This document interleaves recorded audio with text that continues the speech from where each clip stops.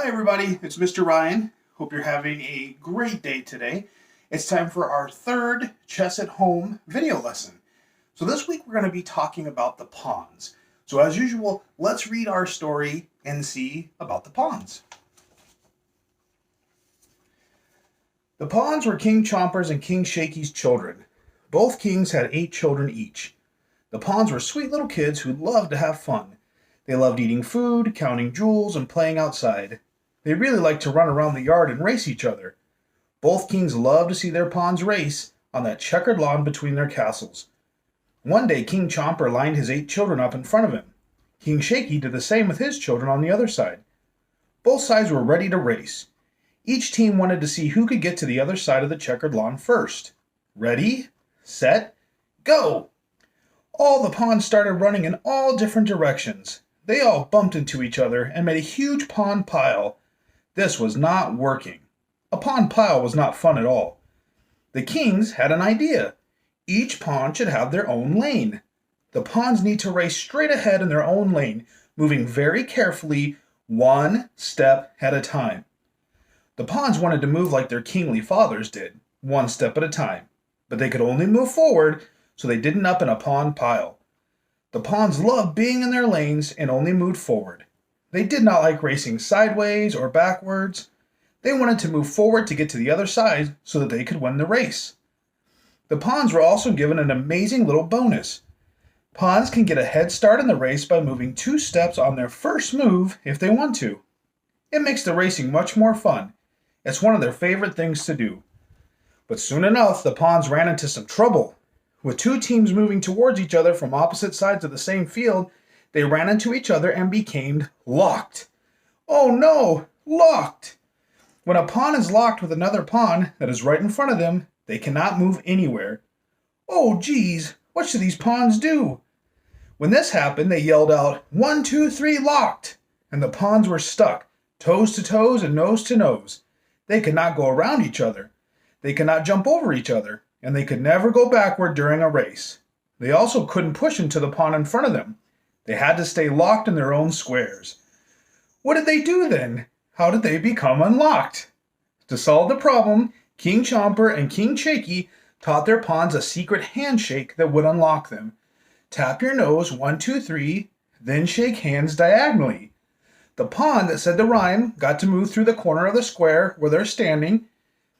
And when they moved through the corner of the square, or as they like to call it diagonal, they took another pawn square from the other team.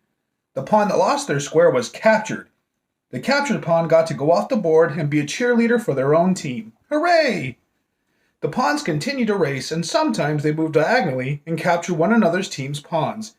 This way a pawn could make it to the other side and win the race.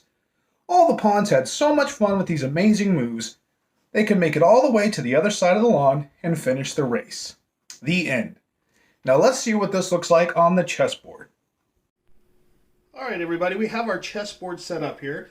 Now, as we've learned in the last couple of weeks, we have King Shaky right here, and we have King Chomper right here, and they can only move how many spaces? Right, 1 step at a time. So let's put them back on their spots. Now we have their kids lined up in front of them, which we call what? Pawns, that's right. So pawns. How many spaces can a pawn move? 1 space at a time straight ahead, unless it's their first time, and then they can move 2. After that, it's only 1 space. So let's take a look at some of the kids here. We have little ones. Everybody always asks me what their names are, but you can make up whatever names you want. So this is Sparkle Pants. This is Mud Jumper. This is Terry the Cable Guy.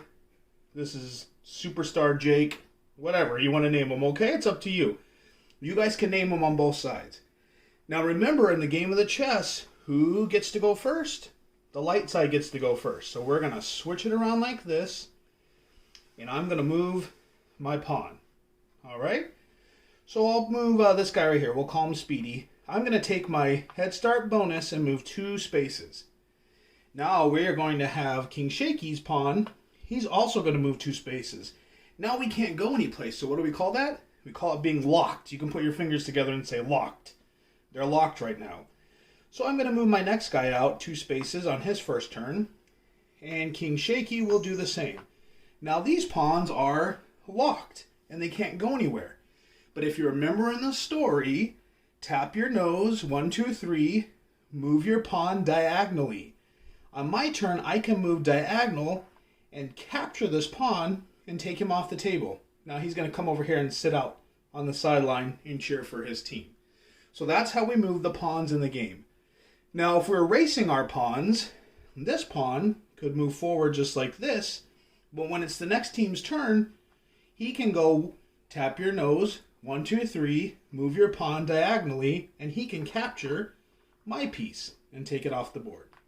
You see how they move? Otherwise, when they're not capturing, they can only move forward 1 or 2 spaces on their first time, and then just 1 step at a time, just like their dads do. All right? So that is how pawns work. Try practicing with your pawns at home. Have a pawn race, and remember that when you get locked, you have to tap your nose, 1, 2, 3, and move your pawn diagonally. Good chess lesson, everybody. We'll see you next week.